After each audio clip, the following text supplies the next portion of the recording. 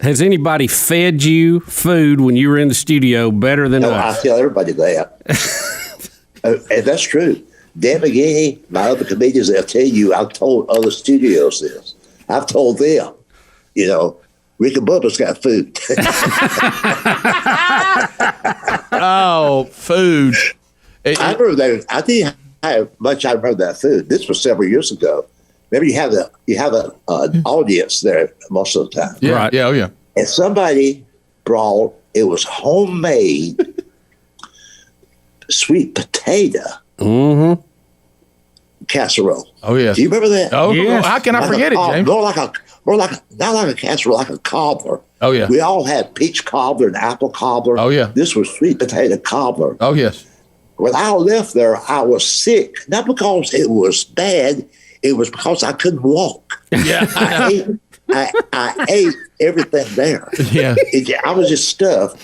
And I think the next time I saw you guys, I said, where's that lady that had the sweet potato cobbler? I know. But you guys had so much food every time, different food, that I would just leave there stuffed. Do you But it's remember? wonderful. Yeah. Do you remember? And I will be very careful with this, but and I've had people say this about the Rick and Bubba show, and you're an example of this because we saw it happen.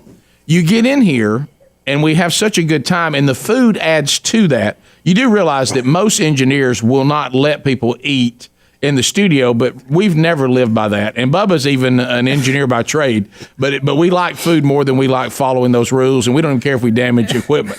That's why it was so wonderful. One year we were eating a fried turkey. Okay, and we had a fried turkey in here, and we were. I'm not going to get into the details of what happened. You forget you're doing a show because it really is like fellowshipping with your family, hanging out with your cousins, and all that.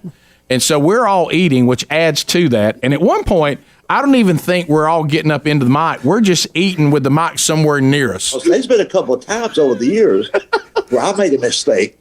I said something I should not have said. Correct. The guy was on the air. Right. We just lose sight of the fact that we're exactly. It's like we're out on the deck. As a matter of fact, we have a state-of-the-art digital delay that we use in the studio, and it was all because of James Gregory. This delay that we use, we named it James Gregory. And I remember looking at you, James. I'll never forget it. I said, "Hey, James, we're on the air." And you looked at me and you said, "Well, we better not be."